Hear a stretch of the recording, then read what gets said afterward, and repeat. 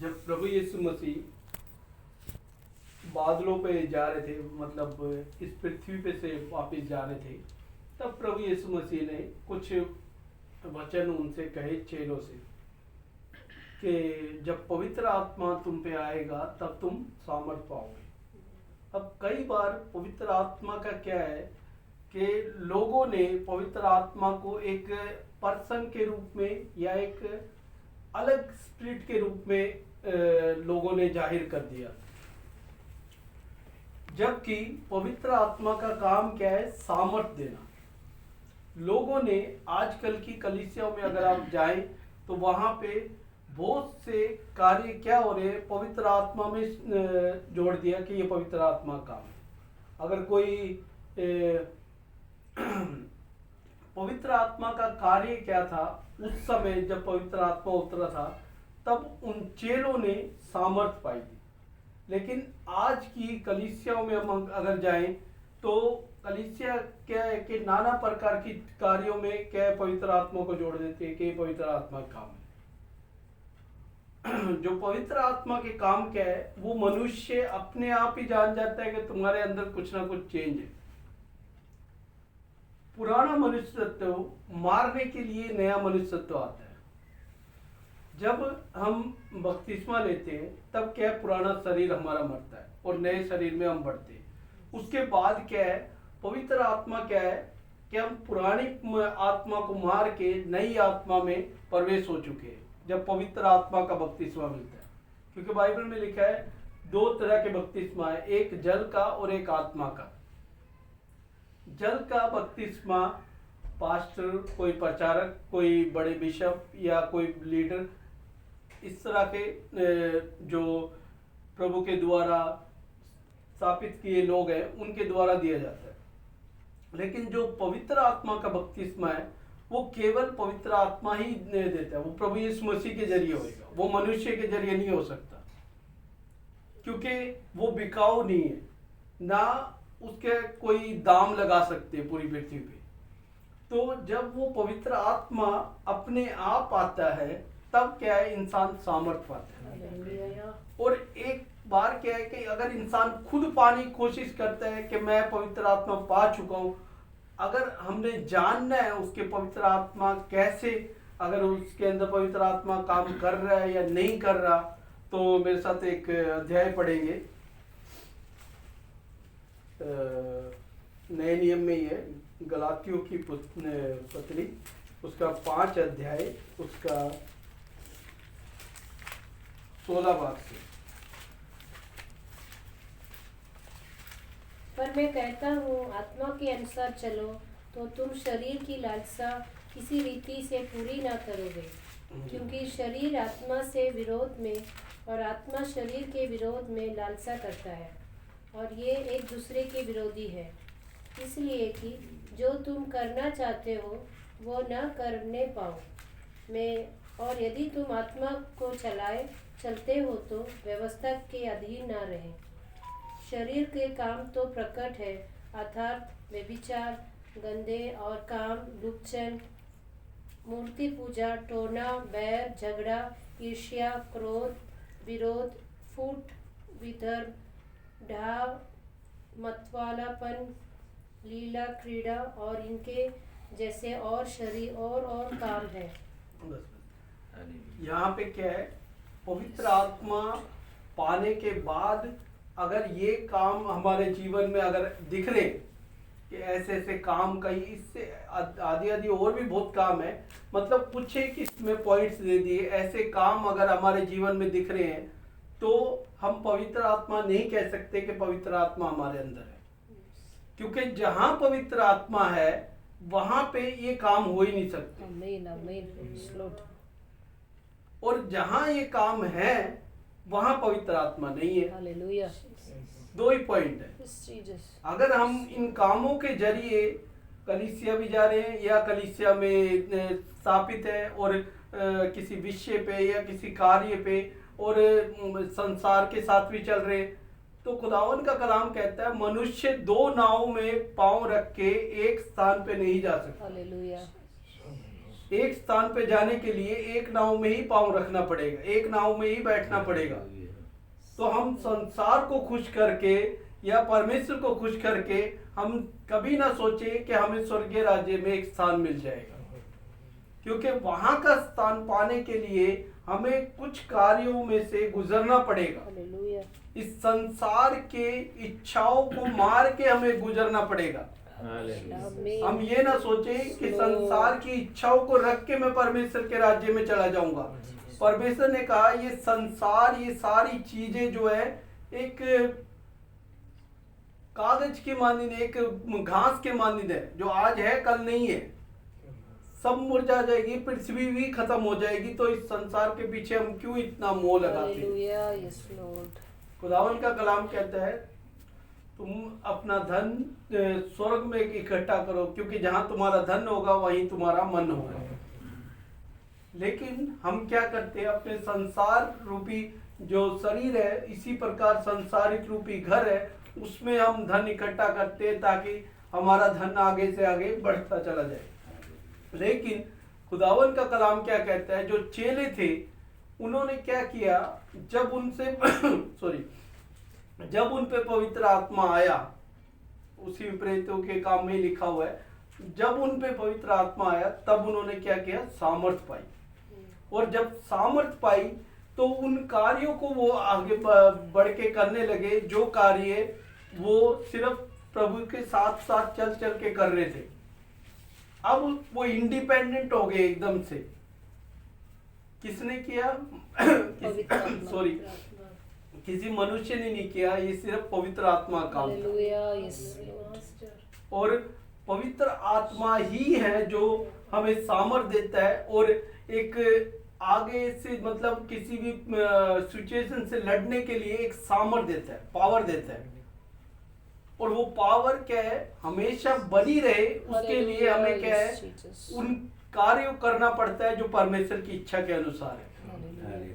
पौलुस कहता है अगर हम पवित्र आत्मा पाके और पवित्र आत्मा पाने के बाद उसके से काम नहीं करेंगे, पवित्र आत्मा के काम नहीं करेंगे, तो क्या है, हम संसार के कार्यों पे ही चल रहे हैं, हम पवित्र आत्मा के कार्यों पे नहीं चल रहे।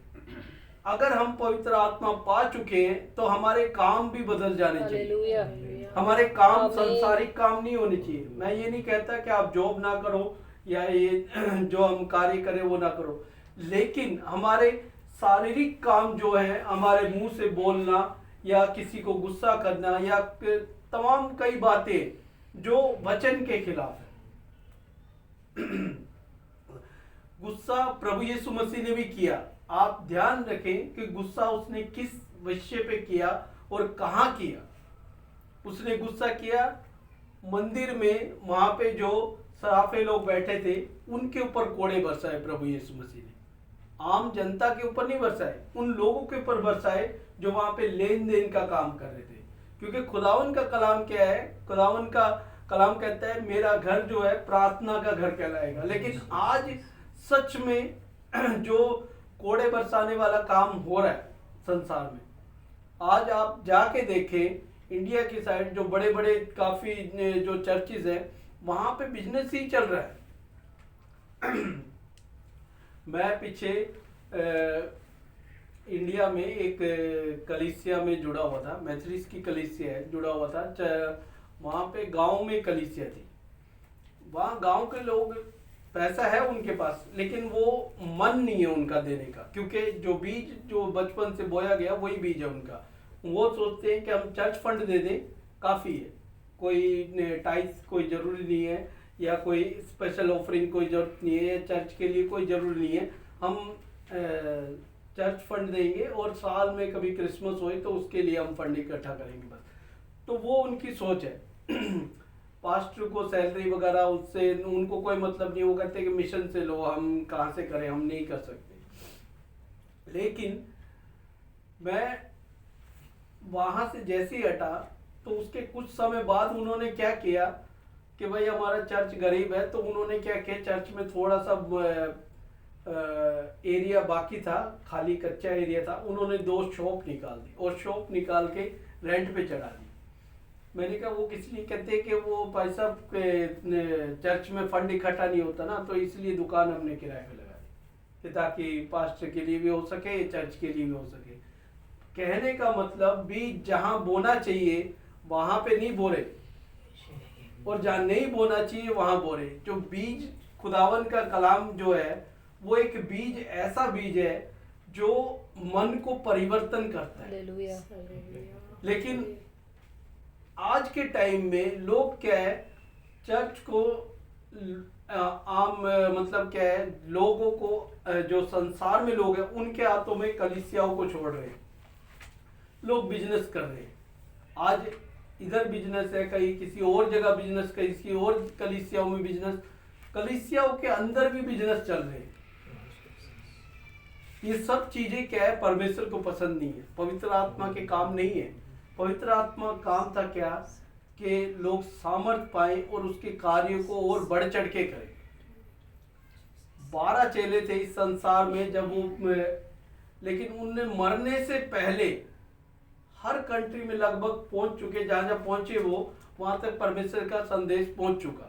लेकिन उन 12 से कितने 2000 साल बीत गए, अभी तक पृथ्वी के लोग पूरी तरह से मसीह में नहीं हो पाए। क्यों? क्योंकि आज जो उस समय जो पवित्र आत्मा पाया था और कार्य कर रहे थे, लेकिन जो आज पवित्र आत्मा पाके कार्य कर रहे हैं वो डिफरेंट है। क्योंकि उस समय उन्होंने अपना 100% दिया। आज क्या है, हम 10% भी नहीं दे पा रहे कलीसिया को। हम अपने जीवन को ही प्रभु को नहीं दे पा रहे, कलीसिया को छोड़ो, हम ही अपना जीवन नहीं दे पा रहे परमेश्वर को। परमेश्वर कहते हैं कि भाई मैं इतना ही समय दे सकता हूँ, मैं परमेश्वर आपको, इससे ज्यादा मैं समय नहीं दे सकता। हम सोचिए, जब हम ही अपना समय परमेश्वर को नहीं दे पा रहे, तो हम कलीसियाओं को या संस्थाओं को या और सेवाओं को कैसे हम अपना समय देंगे? मेन है हम अपना समय तो परमेश्वर को दें पहले। जब हमसे परमेश्वर वार्तालाप करेगा तभी तो हम आगे बढ़ पाएंगे, तभी अपने जीवन को उस रूपी चला पाएंगे जैसा वचन कहता है। क्योंकि अगर हम सोचते हैं कि मैं नाना प्रकार की भाषा बोल के या लोगों को चंगा करके या लोगों के हाथ रखने से लोग मेरे चंगे हो जाए या बोलने से दुष्ट आत्माएं निकलने लग जाए तो मेरा स्वर्गीय राज्य जाना पसंद फिक्स हो गया, तो ये हमारी गलत फहमी है। क्योंकि वचन में ही लिखा है, मेरे साथ पढ़ देंगे मत्ती की इंजील उसका 7 भाग, मत्ती उसका 7 उसका 21। जो मुझसे हे प्रभु कहता है, उनमें से हर एक स्वर्ग के राज्य में प्रवेश न करेंगे, परंतु वो वही जो मेरे स्वर्गीय पिता की इच्छा पर चलता है। उस दिन बहुत से लोग मुझसे कहेंगे, हे प्रभु, क्या हमने तेरे नाम से भविष्यवाणी नहीं की और तेरे नाम के दुष्टात्मा को नहीं निकाला और तेरे नाम से बहुत से आश्चर्यकर्म नहीं किए? तब मैं तुमसे खुल कर कह दूंगा, मैं तुमको कभी नहीं जाना। हे कुकर्म करने वालों, मेरे पास से चले जाओ। देखिए यहाँ पे प्रभु ने साफ कह दिया। अब आप ये सोचिए, जब दुष्ट आत्मा निकल रही है, नाना प्रकार की भाषाएं बोली जा रही है, लोग चंगे हो रहे हैं, लोग अपनी बीमारियों से शिफा हो रहे हैं, तब भी प्रभु कह रहा है कि मैं तुम्हें नहीं जानता। क्यों? क्योंकि वो सब चीजें हैं, एक पवित्र आत्मा का एक पार्ट है। लेकिन हमारे जीवन में क्या है कि हमारा चाल चलन मसीह को भाना चाहिए, परमेश्वर को भाना चाहिए। आप ये देखिए, इतने लाखों की भीड़ को जो मूसा वहां से निकाल के ले आया, वो खुद अदन के जो कनान देश में नहीं जा पाया। तो इतनी जो हम भीड़ जो पीछे लगी हुई है कि हम स्वर्गीय राज्य में जाने के लिए तैयार है, स्वर्गीय राज्य में जाने के लिए तैयार है, यही तो मिशन है हमारा। और क्या है? मेन यही मिशन है कि हम स्वर्गीय राज्य में जाएं, हमारा खानदान, हमारे बच्चे सब स्वर्गीय राज्य में जाएं। और स्वर्गीय राज्य में जाने के लिए आप ये सोचिए, अगर स्वर्गीय पिता की इच्छा ही हम पूरी नहीं कर रहे तो स्वर्गीय राज्य में कैसे जाएंगे? यहाँ पे मेंशन है, बाइबल में ही लिखा हुआ है कि हे प्रभु कहने वाले हर एक स्वर्गीय राज्य में नहीं जा सकते। तो आप सोचिए कि हमने पिता से इच्छा ही नहीं पूछी कि प्रभु तू मुझसे क्या चाहता है। साल बे साल हमारी उम्रें बढ़ती जा रही हैं, हमने पूछा ही नहीं कभी कि पिता तूने मुझे भेजा किस लिए, मेरी इच्छा क्या है, मुझे बता तो सही ताकि मैं तेरी इच्छा तो पूरी करूं। किस लिए भेजा तूने मुझे? कहीं बाद में जाने के बाद परमेश्वर कहे कि तूने मेरा काम तो किया ही नहीं, जिस कार्य के लिए मैंने भेजा था। तूने मुझसे कभी वक्त ही नहीं निकाला, कभी पूछा ही नहीं कि किस कार्य के लिए मैंने तुझे पृथ्वी पे भेजा था। तब क्या होगा हमारा? हमने परमेश्वर से उसकी इच्छा ही नहीं पूछी। हर चीज परमेश्वर ने हर एक मनुष्य को किसी ना किसी मकसद के लिए बनाया। खुदावंद का कलाम कहता है दुष्ट को भी उसने दुख भोगने के लिए बनाया है। मतलब परमेश्वर ने हर एक मनुष्य को किसी ना किसी उद्देश्य के लिए बनाया। तो वो उद्देश्य जरूर पूछना है कि परमेश्वर तूने मुझे किस उद्देश्य के लिए बनाया है, क्या उद्देश्य है मेरा इस पृथ्वी पे। परिवार, बच्चे, फैमिली, ये सब नॉर्मल ही है, ये तो एक हिस्सा ही है, लेकिन मुझे इस पृथ्वी पे भेजने का कारण क्या है, परमेश्वर से पूछना जरूरी है हमारा। और वो कार्य पूछने के लिए हमें सेपरेट समय, एक अलग टाइम निकालना जरूरी है। दुनिया के बीच में रह के हम टाइम नहीं निकाल सकते। सोचेंगे कि भाई मैं ऐसे पूछ लूंगा, वैसे पूछ लूंगा, किसी पास्टर से पूछ लूंगा, तो वैसे नहीं। परमेश्वर आपसे खुद बात करने के लिए तैयार है, केवल हमें उस प्रकार तैयार होने की जरूरत है। अगर हम उस प्रकार तैयार होते हैं परमेश्वर के अनुसार, तो परमेश्वर भी तैयार होता है बात करने के लिए। बाइबल में एक शख्स था, हनोक कहते हैं उसे। खुदावन का कलाम कहता है कि हनोक परमेश्वर के साथ साथ चलते चलते लुप्त हो गया। आप ये सोचिए, साथ साथ चलना कितना मुश्किल है। हस्बैंड वाइफ ही साथ नहीं चल पाते, लेकिन एक मनुष्य और एक परमेश्वर वो साथ साथ चल रहे हैं। आज परमेश्वर वहां है तो वो वहां पे मौजूद है, आज परमेश्वर उधर है तो उधर मौजूद है, हर जगह मौजूद है। आप ये सोचिए, परमेश्वर को इतना भाया कि परमेश्वर ने कहा अब तो मेरे साथ ही हो गए। Hallelujah, hallelujah. और हनोक छोटी उम्र में नहीं था, उसकी एज उस समय काफी थी, एक बुजुर्ग व्यक्ति था और परमेश्वर के साथ साथ चल रहा है। आज हम जवान होके परमेश्वर के साथ साथ चलने के लिए तैयार हैं। आप ध्यान दीजिए, कईयों के जब बच्चे पैदा होते हैं, सिस्टर को अच्छे वाला पता हो, कई बच्चों के हाथ नहीं होते, पाँव नहीं होते, साइड से मतलब मुंह कटा हुआ है या हाथ कटे हुए हैं या बने ही नहीं है, अंग ही नहीं बने। तो वो कितना तरसते उन अंगों के लिए, और खुदावन ने हमें हर अंग दिए। हालेलुया। हम क्यों ना खुदावन का धन्यवाद करें। कितने लोग बोल नहीं पाते, उन बोलने के लिए कितने लोग तरसते हैं कि मैं बोल नहीं पाता। धन्यवाद कैसे दिया? खुदावन ने हमें मुंह दिया धन्यवाद देने के। कितने लोग देखने के लिए तरसते हैं कि खुदावन तेरे कलाम को हम कैसे देखें, कैसे पढ़ें। वो भी खुदावन ने हमें दे रखी है।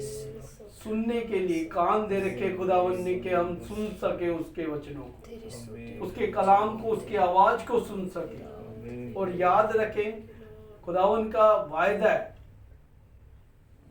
कि जिस दिन तूरी फूकी जाएगी हर एक कान उसे सुनेंगे। वो कान तैयार होने चाहिए उसकी आवाज सुनने के लिए, उसका शब्द सुनने के लिए वो तैयार होना चाहिए हमें। क्योंकि वो तुरी, खुदावन का कलाम कहता है, वो चोर की ना ही आएगा और तुरी फूकेगा।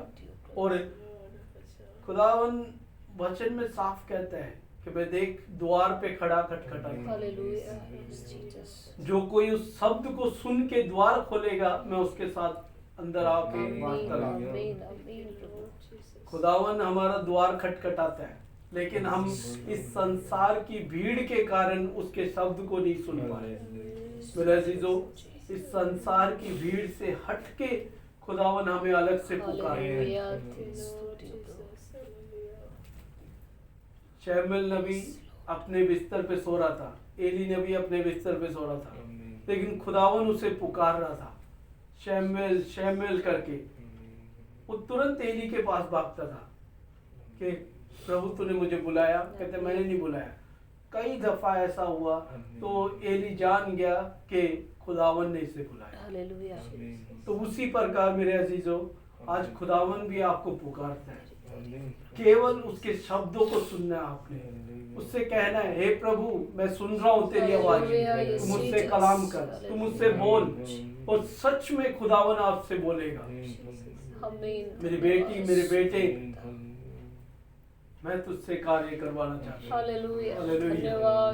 केवल अपने आप को उस हिसाब से डाल दीजिए। तेरी वही बात। खुदावन का कलाम कहता है अगर हम आत्मा के दिखाए चलेंगे तो शरीर की क्रियाओं को पूरी नहीं कर पाएंगे, शरीर के कामों को पूरा नहीं कर पाएंगे। क्यों? क्योंकि हमारा जीवन जो है आत्मा के दिखाए चल रहा है। आत्मा में जब हम चलेंगे तो परमेश्वर से जो कुछ मांगेंगे वो पालेंगे। संसार में मन ना लगाए मेरे Hallelujah. खुदावन का कलाम Yes, कहता है Jesus. संसार एक दिन मिट जाएगा। इस संसार से मन लगाने का कोई फायदा नहीं है। जितनों ने मन लगाया वो इस संसार में रहे, Amen. और जितनों ने खुदावन से मन लगाया वो आज खुदावन के पास है। Hallelujah. Yes, Jesus.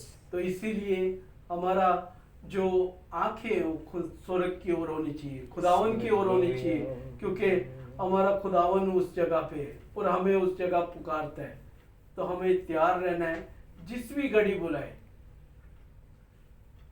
खुदावन का कलाम कहता है जब मूसा को परमेश्वर ने कहा कि तुम अगले दिन तैयार रहना और अपने उन लोगों को कह देना कि वो अपने आप को पवित्र कर ले, लेकिन मूसा को परमेश्वर ने नहीं कहा कि तू अपने आप को पवित्र कर, क्योंकि वो हर समय तैयार था Hallelujah. कि Yes, जिस समय Lord. प्रभु मुझे पुकारे उस समय मैं जाऊं। Amen. तो Amen. मेरे अजीजों, आज हमें भी उस समय Yes, के अनुसार Jesus. तैयार रहना हर समय, कि किस घड़ी प्रभु मुझे बुलाए और मैं तैयार हूं। ये नहीं कि प्रभु मैं नहा के आता हूँ, मैं धो के आता हूँ Hallelujah. या मुंह साफ करके आता हूँ। प्रभु मैं तैयार हूँ, तूने पुकारा मैं तैयार हूँ। हालेलुया। Hallelujah. आइए हम अपने स्थानों पे खड़े धन्यवाद। होंगे।